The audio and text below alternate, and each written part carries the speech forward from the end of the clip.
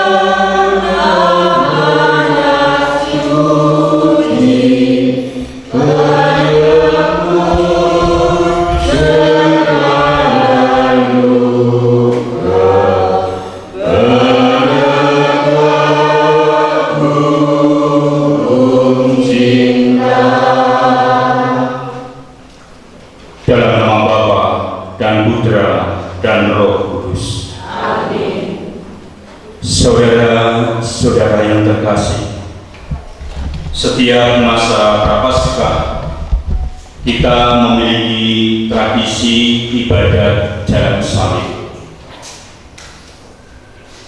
Dan pada hari ini, Jumat Agung, wafat Tuhan kita Yesus Kristus, kita laksanakan dengan ritus keagamaan melalui tabur. Melalui kegiatan jalan salib tabur ini, kita diajak untuk kembali merasakan jalan cinta yang ditempuh oleh Tuhan untuk menebus kita dari dosa dan menjadi kita sebagai persekutuan murid-murid Tuhan.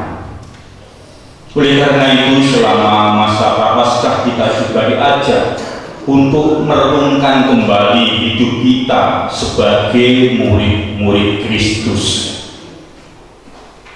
Benarkah kita sudah mengikuti jalan Tuhan? Berani berkorban untuk Tuhan Yesus?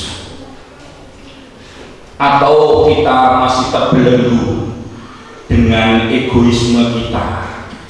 Kita terbelenggu dengan cinta diri kita?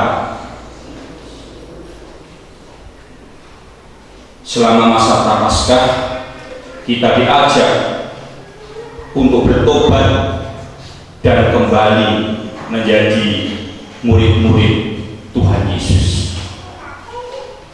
Tema Tobat 2024 adalah mengikuti gereja yang satu, kudus, Katolik, dan Apostolik.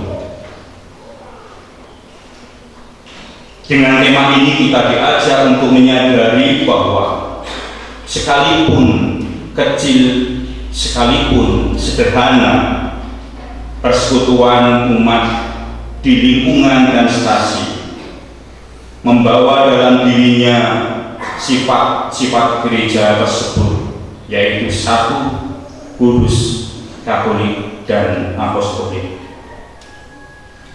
Lingkungan dan stasi bukanlah sebatas kumpulan umat Katolik yang tinggal berdekatan secara teritorial, namun lingkungan dan stasi merupakan cara hidup persekutuan murid-murid Kristus yang hidupnya memiliki 5 aspek dalam hidup menggereja, yaitu pewartaan, peribadatan, persekutuan, kesaksian, dan pelayanan masyarakat. Marilah kita hening sejenak, kita mempersiapkan hati, budi, pikiran kita. Kita melakukan kegiatan hari ini bukan sebagai sebuah kegiatan heroik, tetapi sungguh kegiatan tabur ini mampu membawa hati, budi, pikiran kita akan karya penebusan Tuhan melalui sengsara, wafat, dan kebangkitannya. Marilah kita hening sejenak.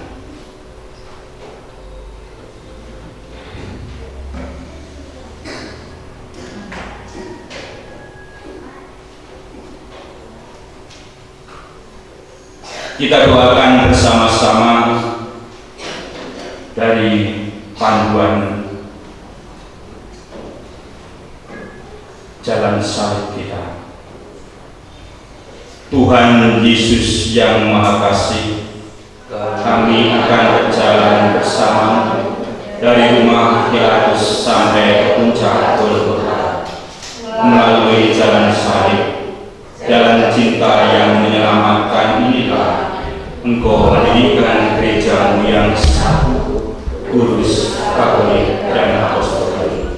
Berilah kami kekuatan cinta-Mu, sehingga kami mampu menghidupi iman akan gereja-Mu yang satu, kudus, katolik, dan apostolik di lingkungan dan stasi kami.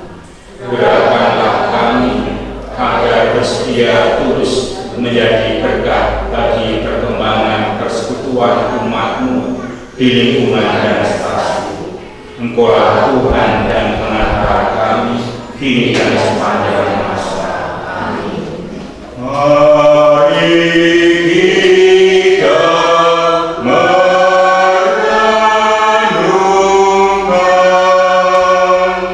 Yesus yang menjadi Tuhan, karena cinta kasih-Nya.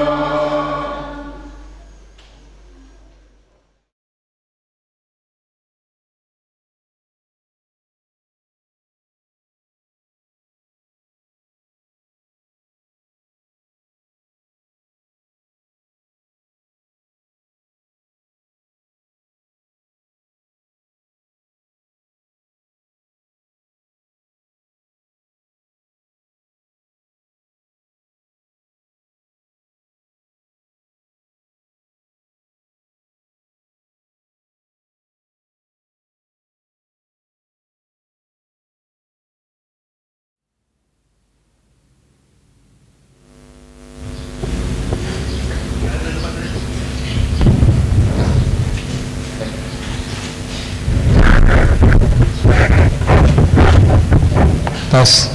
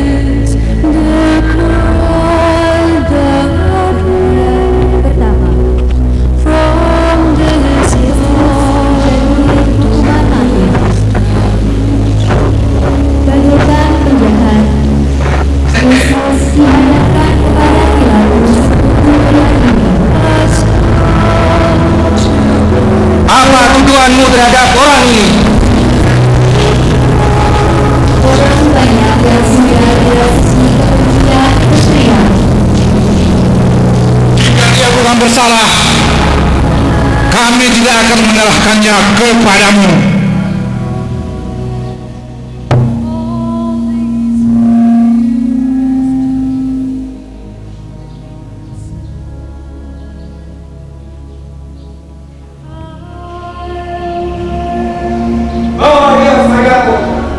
Ayo masuk.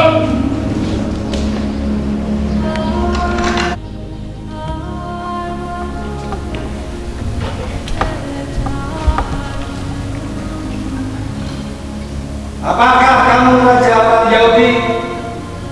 Apakah engkau menyatakan tentang hal itu dari dirimu sendiri, atau orang lain yang menyatakannya kepadamu tentang aku?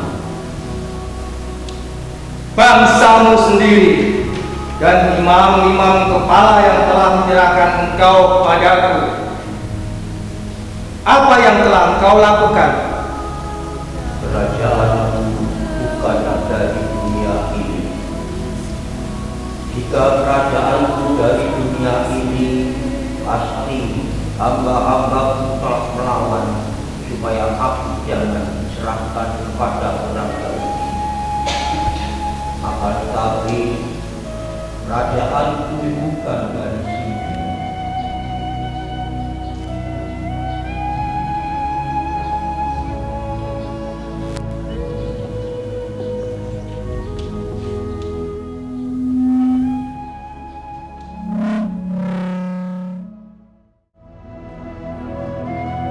Aku tidak tahu apa yang telah dia perbuat.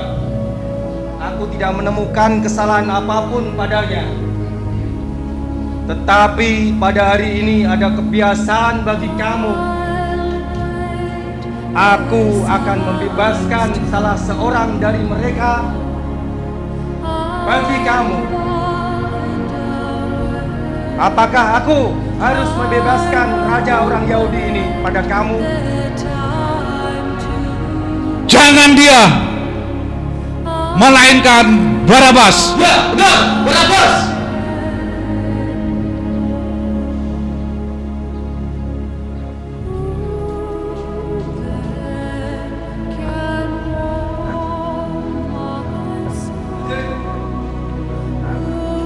Bawa dia keluar.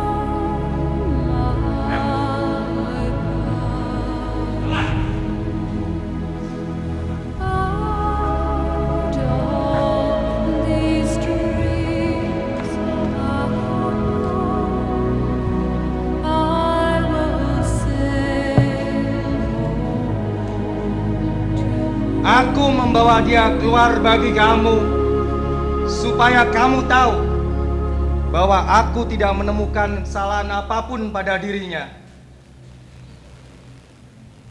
Bawalah dia, ambillah dan salibkan dia, karena aku tidak tahu kesalahan apa yang telah dia perbuat.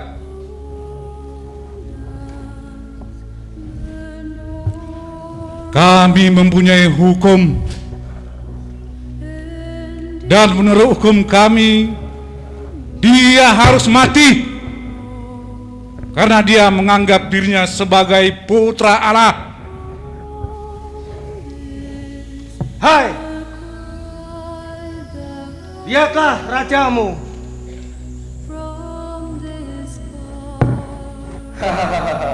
Salibkanlah dia.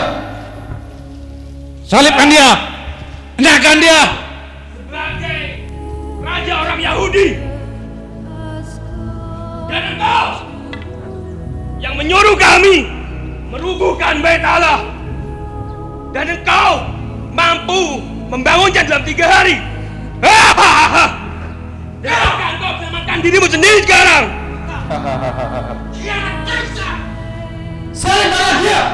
Nyahkan dia. Kau layak untuk disalibkan. Salibkan dia. Dia penjahat. Dia anak kaisar. Kau layak untuk dihukum.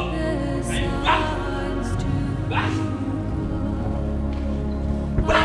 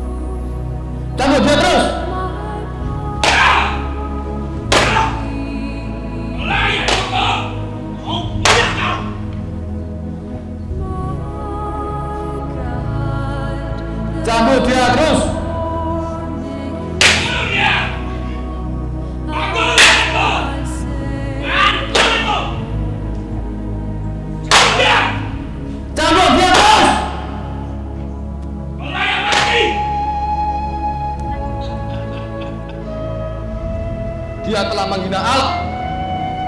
Dia layak mendapatkan hukuman mati. Mati kau! Dasar petunda! Pengkhianat kaisar! Bangun! Engkau raja! Bangun! Dasar! Bangun!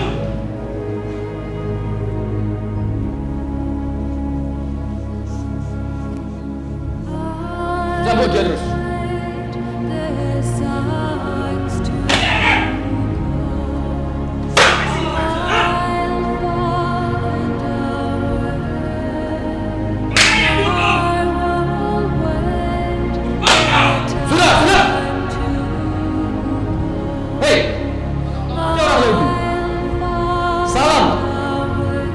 Raja orang Yahudi.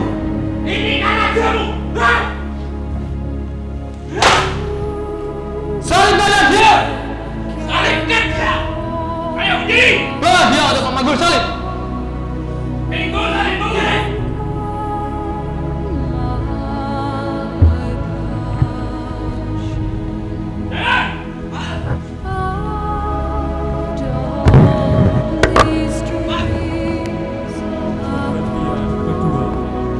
Yesus memanggul salib. Setelah hukuman mati dijatuhkan, Yesus diserahkan kepada orang-orang yang dikuasai kebencian, kemarahan, dan kekerasan. Dengan emosi yang menyala-nyala, mereka menyeret Yesus dan meletakkan salib besar di bahu. Karena ketulusan cintanya, Yesus menerima semuanya itu dengan rela. Sepatah kata keluhan pun tidak keluar dari hatinya dan terucap dari bibirnya. Cintanya memberikan keteguhan untuk menerima dengan tulus perlakuan yang sangat tidak adil dan menyakitkan.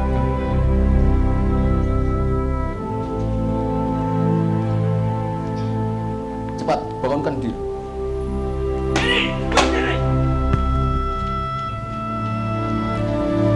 Pikul salibmu!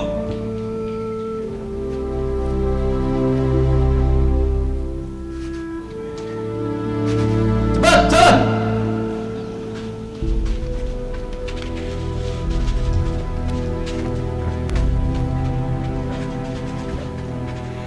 Perhentian ketiga. Yesus jatuh untuk pertama kalinya. Darah terus menetes dari kepala Yesus yang tertusuk tajamnya mahkota duri, dan luka-lukanya karena pukulan dan cambukan semakin melemahkan fisik Yesus.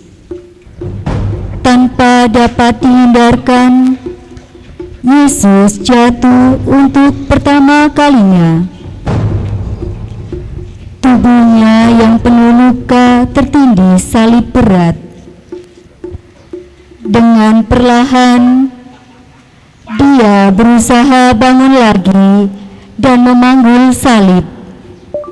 Untuk hal itu, Ketulusan cintanya memberikan kekuatan untuk tidak putus asa dan mengatasi kerapuhan fisiknya. Dia berdiri dan kembali berjalan menuju Golgota.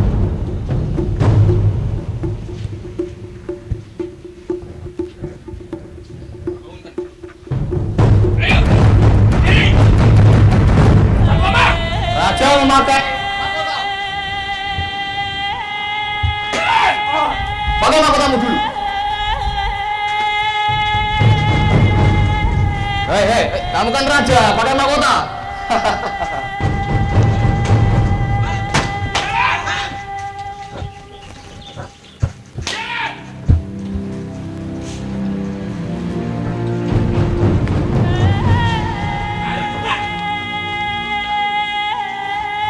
Perhentian keempat. Yesus berjumpa dengan ibunya.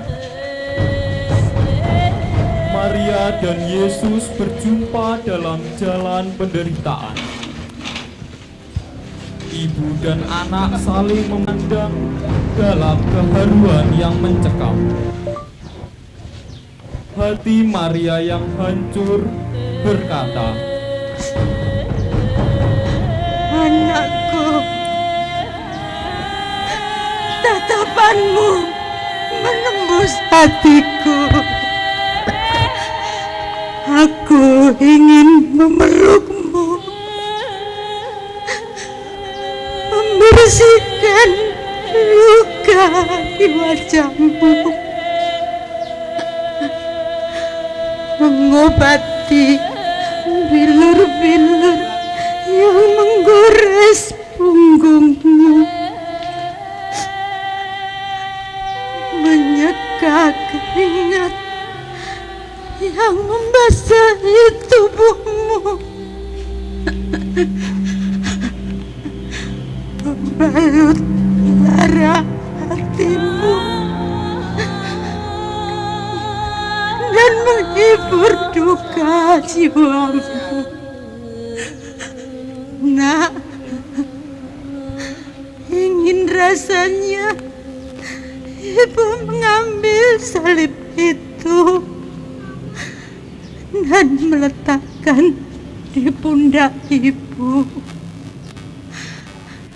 Namun ibu tidak kuat memanggil salib seberat itu. Maafkan ibumu. Yang dapat ibu lakukan hanyalah menemanimu. Ibumu tidak akan meninggalkanmu sendirian.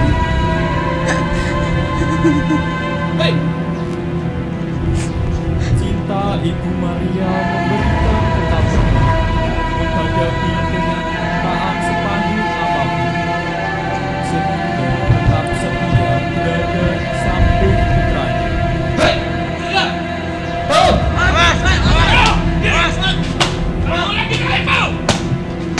Jangan perjalanannya.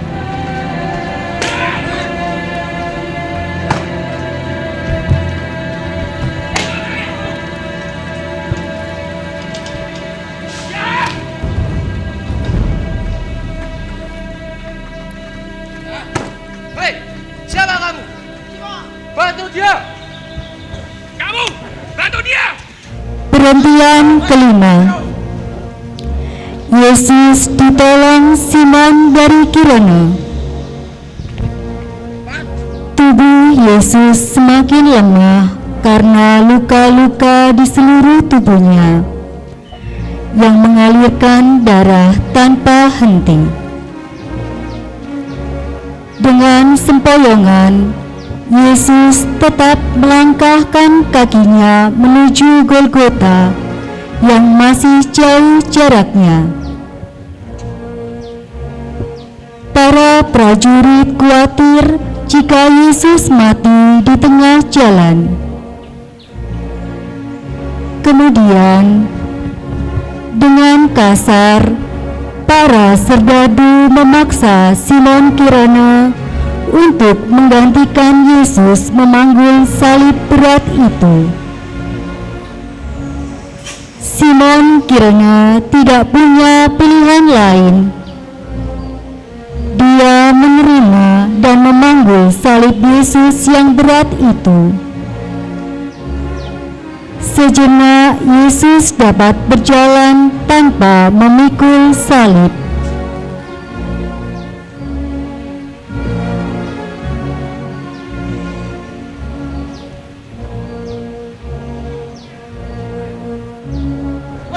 Lanjutkan perjalanannya.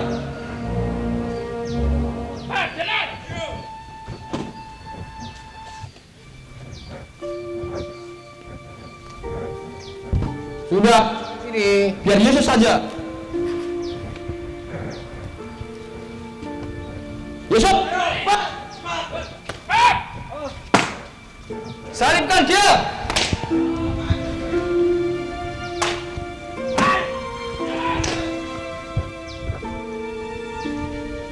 Perhentian ke-6.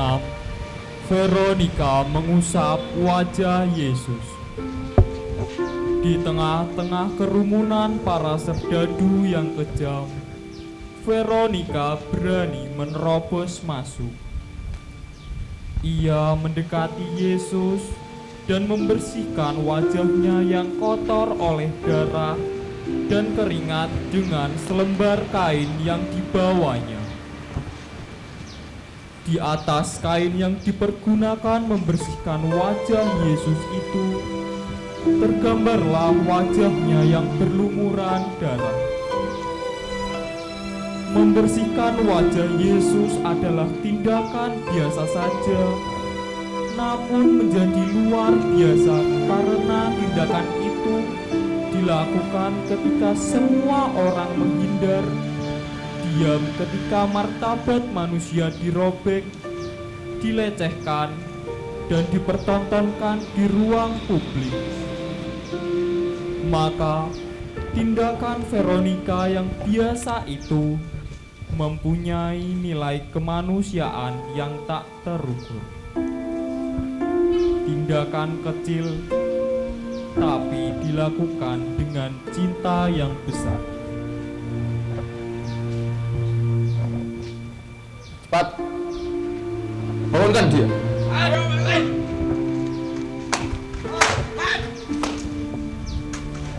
Hei, minggir! Minggir! Jalan! Ayo! Minggir! Hei, minggir!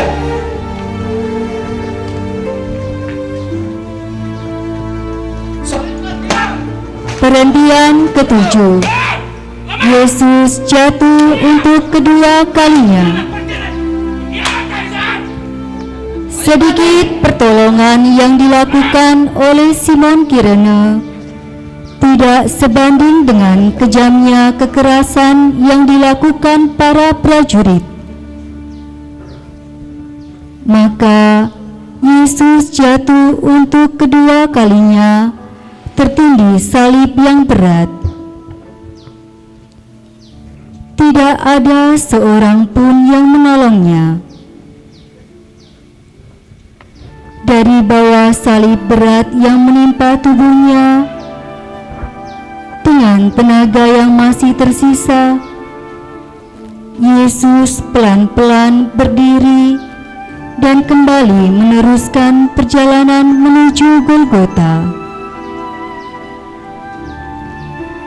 Kebencian banyak orang dan kekerasan para prajurit tidak mampu memadamkan semangat juang Yesus untuk menyelesaikan pemenuhan kehendak Bapanya.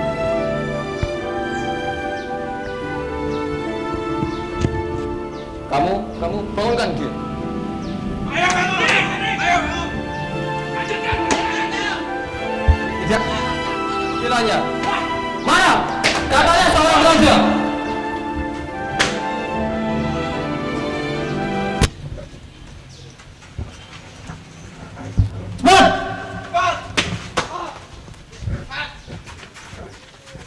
Tidak ada rakyat satu yang membela Yesus.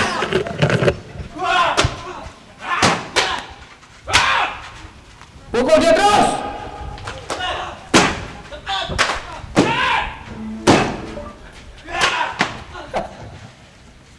Perhentian ke-8. Yesus menghibur wanita-wanita yang menangisinya. Dengan sisa tenaganya, Yesus terus berjalan menuju Golgota. Banyak orang mengikuti dia. Di antaranya banyak wanita yang menangisi dan meratapi penderitaannya. Yesus berpaling kepada mereka dan berkata, Hei putri-putri Yerusalem, janganlah aku, melainkan tangisilah dirimu sendiri dan anak-anakmu. Yesus memperingatkan para ibu bahwa tidak cukup hanya dengan air mata menyaksikan penderitaan yang menimpa Yesus. Yesus mengajak untuk prihatin dan menangisi diri sendiri dan anak-anak yang masih dengan mudah jatuh ke dalam dosa yang membuahkan penderitaan abadi.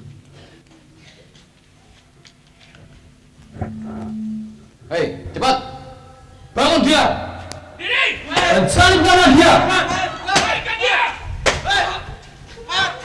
Ayo! Salibkan dia!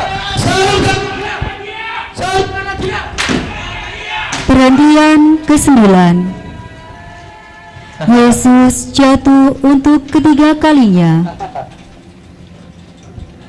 Jalan menuju puncak Golgota semakin menanjak.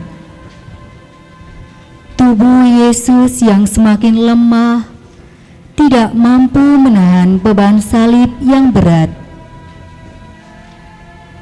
Untuk ketiga kalinya Yesus jatuh. Tubuhnya yang terbanting di tanah yang berbatu-batu, darahnya kembali mengucur dari luka-lukanya. Dengan sisa tenaganya yang ditopang oleh tanggung jawabnya terhadap keselamatan manusia, Yesus bangun lagi, menyelesaikan perjalanan cintanya sampai ke puncak penderitaan. Jatuh untuk ketiga kalinya tertindih salib berat. Semakin Yesus tidak padam. Cinta sejati tidak akan padam dengan beratnya penderitaan. Hei, kamu bangunkan dia! Ayo!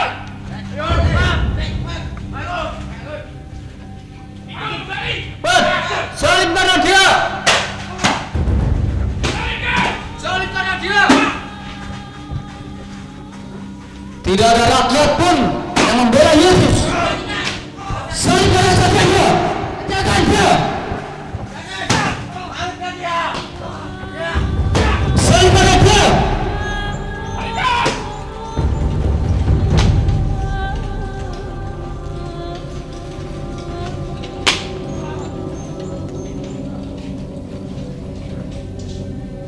Prajurit, angkat salibnya.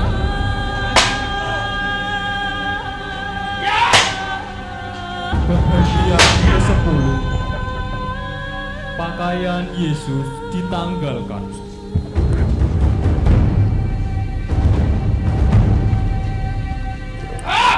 Setelah melewati jalan derita yang panjang, jatuh 3 kali, akhirnya Yesus sampai ke puncak Golgota. Ternyata belum cukup penderitaan fisik yang tak terperikan ditimpakan kepada Yesus. Bahkan Yesus mengalami penghinaan yang demikian berat dengan ditelanjangi di depan umum. Namun Yesus tetap diam dan tidak memberontak sedikit pun. Kebencian dan kemarahan selalu membuahkan penderitaan Pengkhianat kaisar dan penghinaan terhadap martabat manusia.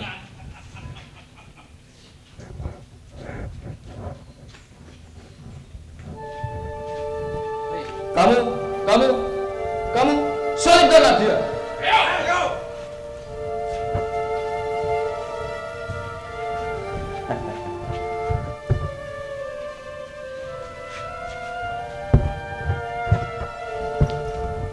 Ini pakunya.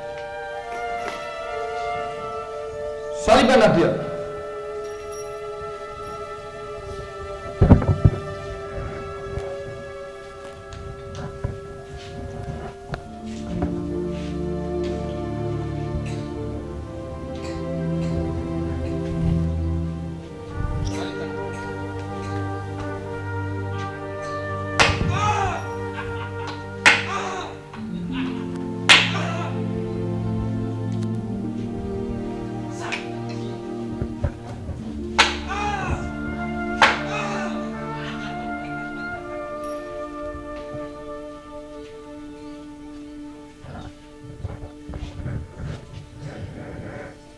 salibkanlah kakinya.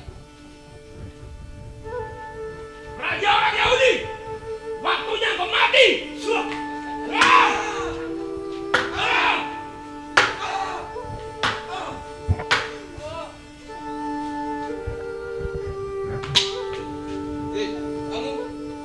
Kamu dan kamu bantu mendirikan salib.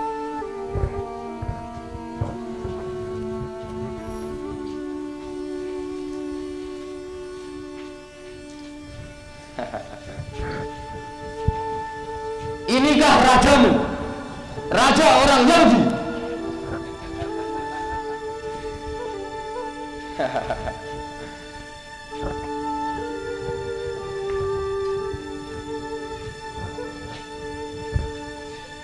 Perhentian ke-11. Yesus disalibkan. Tangan dan kaki Yesus dipaku di atas kayu salib secara keji. Lalu salibnya didirikan. Ketika ia haus dan ingin minum, cuka asam yang diberikan kepadanya.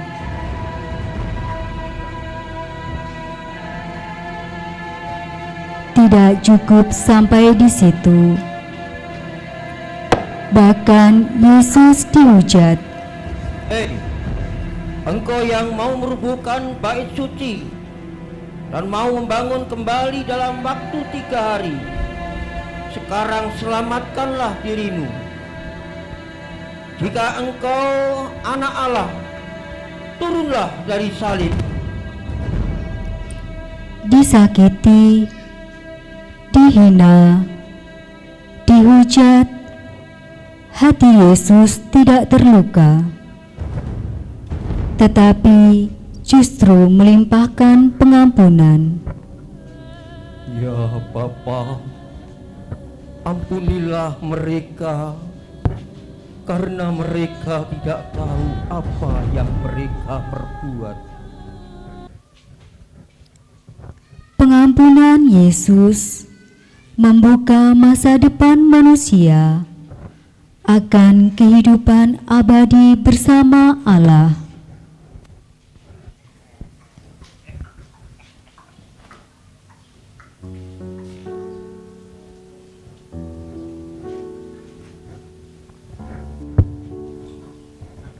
Ayo kita bangun di atas baju ini. Ayo.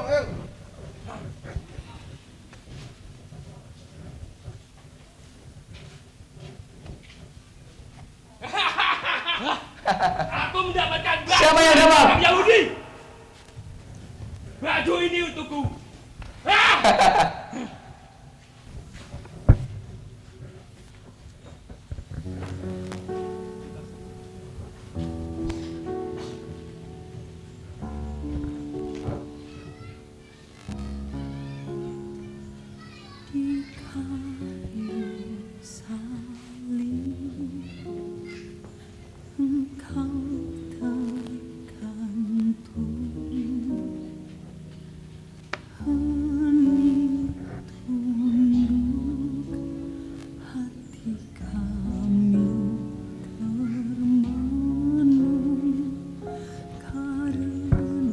Perhentian ke-12. Yesus wafat di atas salib. Setelah tergantung di atas kayu salib kurang lebih 3 jam lamanya,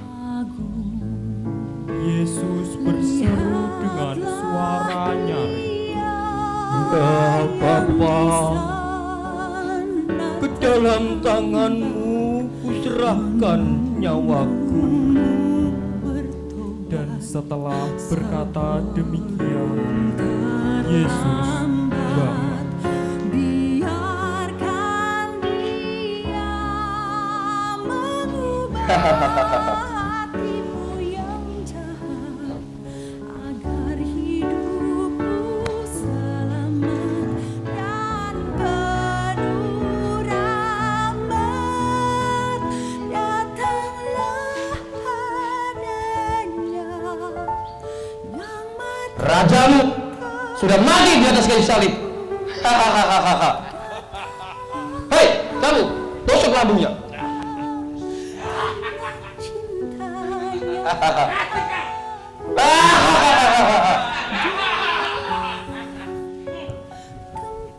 Mati kau! Inikah penampilan raja orang Yahudi? Malukan! Ia sudah melawan kaisar. Ia layak dihukum mati. Ia layak untuk disalibkan.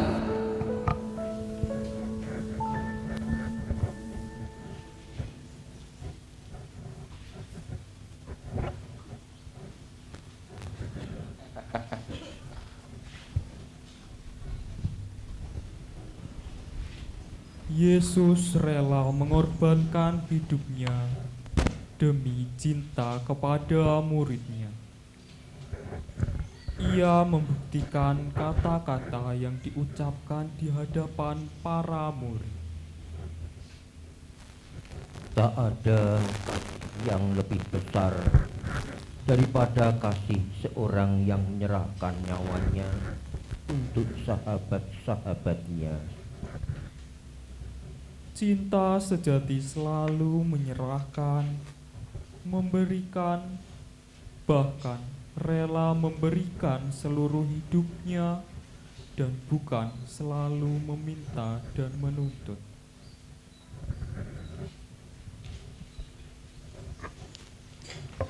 Hei, kamu, turunkan dari salib. Prajurit,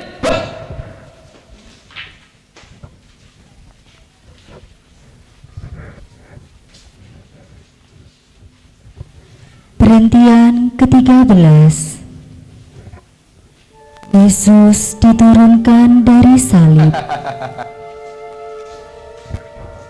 Setelah wafat tergantung di salib, Yesus diturunkan.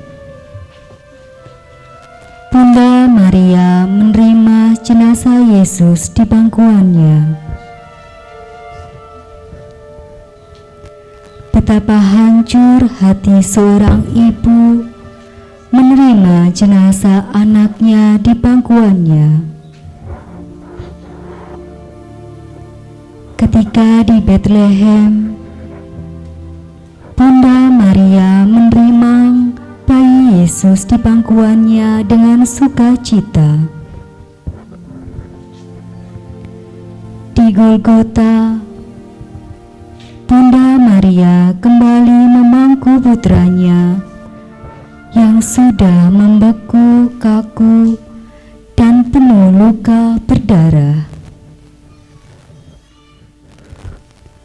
Namun, semua itu diterima dengan sikap iman mendalam.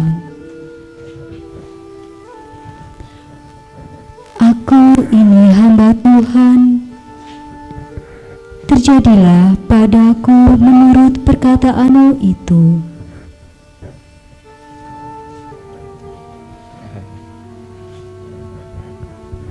seorang pengkhianat kaisar layak disalibkan. Hei, kafani dia.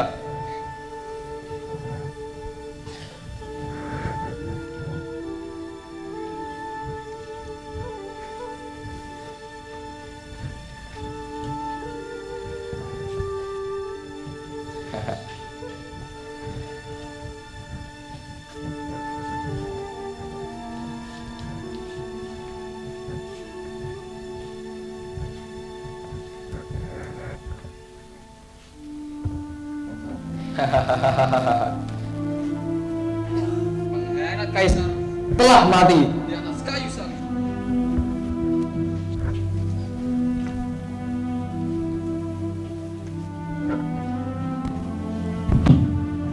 Makamkanlah dia.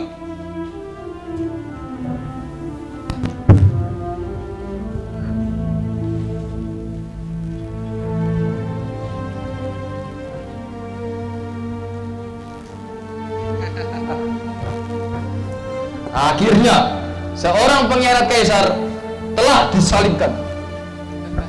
Makamkanlah dia.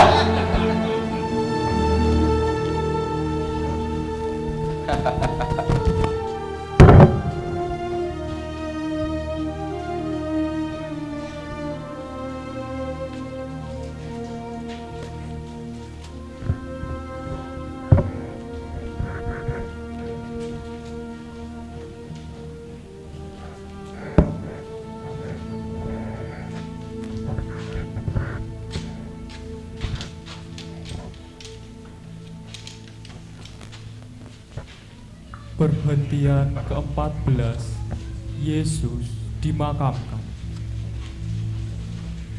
Yusuf dari Arimatea mengafani jenazah Yesus dengan kain lenan putih bersih, lalu membaringkannya di dalam kubur baru yang digalinya di dalam bukit batu. Kemudian pintu kubur itu ditutup dengan batu besar.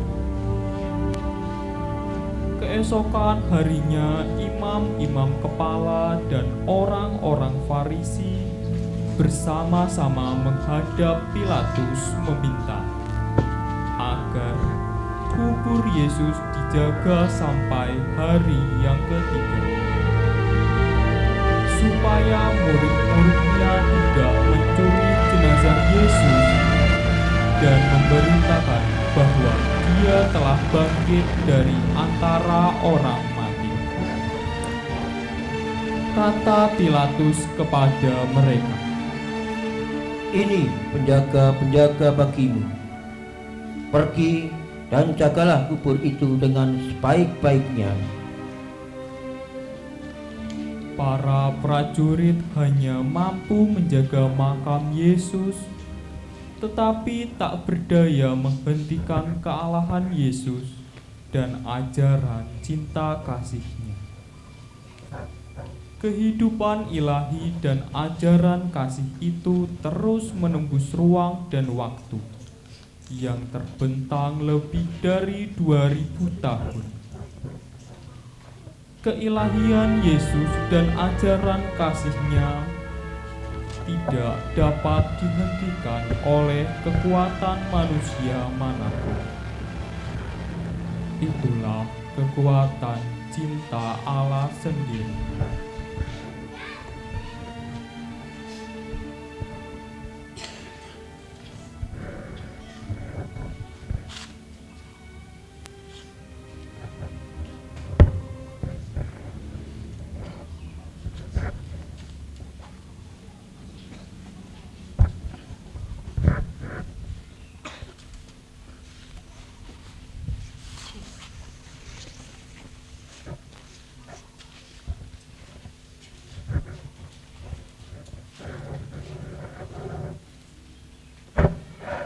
Saudara-saudara terkasih, walaupun dalam rupa Allah, Yesus tidak menganggap kesetaraan itu sebagai milik yang harus dipertahankan.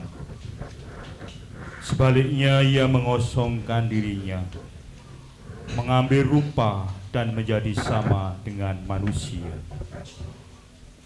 Dan dalam keadaan sebagai manusia, Ia merendahkan diri dan taat sampai mati, bahkan mati di salib. Itulah sebabnya Allah sangat meninggikan Dia dan mengaruniakan kepadanya nama yang di atas segala nama, supaya dalam nama Yesus bertekuk lututlah segala yang ada di langit, yang ada di atas bumi, dan yang ada di bawah bumi, dan segala lidah mengaku Yesus Kristus adalah Tuhan, untuk kemuliaan Allah Bapa. Terpujilah Kristus Tuhan, Raja mulia dan kekal.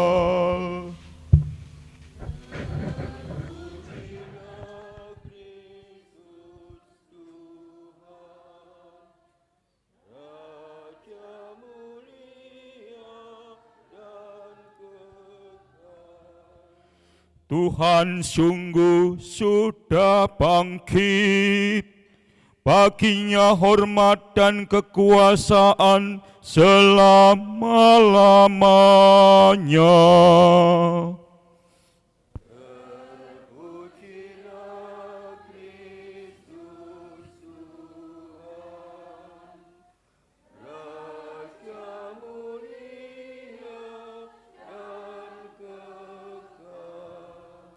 Marilah kita berdoa bersama. Tuhan Yesus yang Maha Kasih, kami telah mengikuti perjalanan cinta-Mu melalui jalan salib yang membuahkan keselamatan jiwa kami. Dalam mengikuti perjalanan cinta-Mu ini, kami juga merenungkan kembali jati diri sebagai persekutuan gereja-Mu yang satu, kudus, katolik, dan apostolik di lingkungan dan stasi kami. Semoga kekuatan cinta-Mu menggerakkan kami agar berani berkorban untuk semakin menguatkan relasi iman kami satu sama lain dalam keluarga, lingkungan, dan stasi, sehingga kami dapat melaksanakan perutusan kami sebagai saksi-saksi di tengah masyarakat demi kemuliaan nama-Mu kini dan sepanjang masa. Amin. Dalam nama Bapa dan Putra dan Roh Kudus.